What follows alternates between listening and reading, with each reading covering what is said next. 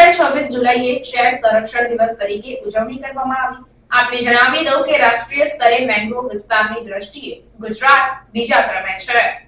વૈશ્વિક કક્ષાએ 26 જુલાઈને શહેર સંરક્ષણ દિવસ તરીકે ઉજવવામાં આવે છે। આ શહેર એટલે કે મેંગ્રોવની વૃદ્ધિ માટે ગુજરાત સરકારે મોટા પાયે વૃક્ષારોપણ અને પુનઃસ્થાપન પ્રયાસો કર્યા છે, જેની ફળશ્રુતિ રૂપે ગુજરાતમાં મેંગ્રોવ કવર 1175 ચોરસ કિલોમીટર સુધી વિસ્તર્યું છે।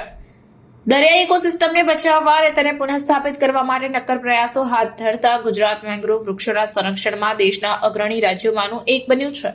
રાષ્ટ્રીય સ્તરે ગુજરાત રાજ્ય મેંગ્રોવ વિસ્તારની દ્રષ્ટિએ પશ્ચિમ બંગાળ બાદ બીજા ક્રમે આવે છે। અત્રે ઉલ્લેખનીય છે કે મેંગ્રોવ વૃક્ષોનું ક્ષેત્ર 1991માં 397 ચોરસ કિલોમીટર હતું, જે વધીને 2021માં 1175 ચોરસ કિલોમીટર સુધી વિસ્તર્યું છે।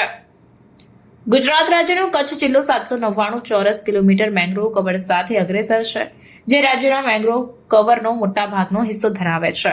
આ સાથે જ કચ્છનો અખાતથી લઈને ખંભાતના અખાત સુધીનો વિસ્તાર અને દક્ષિણ ગુજરાતના દરિયા કિનારો મેંગ્રોવ કવર ધરાવે છે। વર્ષ 2024-25 દરમિયાન કુલ 12,000 હેક્ટરથી વધુ વિસ્તારમાં મેંગ્રોવનું વાવેતર કરવાનું આયોજન કરાયું છે। નમસ્કાર। ગુજરાત સરકારે રાજ્યમાં મેંગ્રોવ વૃક્ષોનું વાવેતર વધારવા માટે સનિષ્ઠ પ્રયાસો કર્યા છે અને તેના પરિણામ સ્વરૂપે આજે ગુજરાતમાં મેંગ્રોવનું આવરણ 1175 ચોરસ કિલોમીટર સુધી વિસ્તર્યું છે।